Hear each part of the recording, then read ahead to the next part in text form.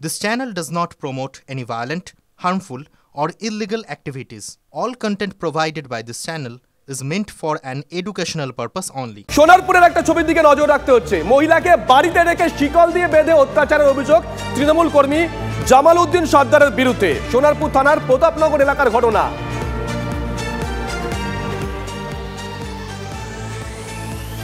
সত্যজিৎ আমাদের সঙ্গে রয়েছেন। সত্যজিৎ, ঠিক কি ঘটেছিল এখানে?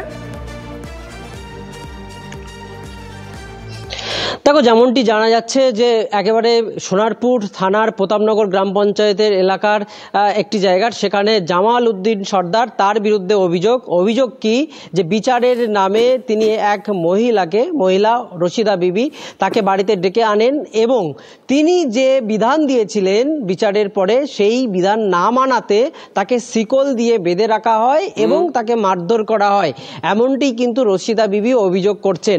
এই ঘটনার পরে সোনারপুর থানাতে জানানোর পরেও সোনারপুর থানা কোনো পদক্ষেপ নেয়নি। বিষয়টি নিয়ে আমরা যখন নেতার কাছে অর্থাৎ জামাল উদ্দিন সর্দারের কাছে জিজ্ঞাসাবাদ করি, তিনি সম্পূর্ণরূপে বিষয়টি অস্বীকার করেন এবং তিনি জানান পারিবারিক আত্মীয়তার খাতিরে তার কাছে বিচারের জন্য এসেছিল, সে কারণে তিনি সুষ্ঠু মীমাংসার চেষ্টা করেছেন। তার বিরুদ্ধে উনি বিচার করার কে? উনি কি বিচারক? উনি বিধান দেওয়ার কে? উনি কি বিধাতা নাকি? উনি যেটা বলছেন যে পারিবারিক আত্মীয়তার জন্য তার কাছে সমাধানের জন্য এসেছিল তার দুই ছেলে, সে কারণের জন্য তিনি একটি সুষ্ঠু মীমাংসার চেষ্টা করেছে। শুভজিৎ, এই তো অভিযোগ আছে, পাশাপাশি আরো একটি গুরুত্বপূর্ণ এবং গুরুতর অভিযোগ, সেটা হলো এই জামাল উদ্দিনের বিরুদ্ধে অভিযোগ যে গ্রামের প্রচুর জমি বেআইনি ভাবে সে কিনে নেয় এবং জোর করে অভিযোগ। সত্যজিৎ, এই ক্ষেত্রেও কেঁচো খুঁড়তে কেউ উঠে না, কেঁচো খুঁড়তে গেলে হয়তো অজগর বেরিয়ে আসবে, নজর থাকবে। একটু সঙ্গে থাকো দুজনেই। ওই নির্যাতিতা তিনি কি বলেছেন শোনাবো, ব্যাক টু ব্যাক শোনাবো। যার বিরুদ্ধে অভিযোগ তৃণমূল কংগ্রেস নেতা, তিনি কি বলছেন বিজেপি নেত্রী অগ্নিমিত্রা পাল।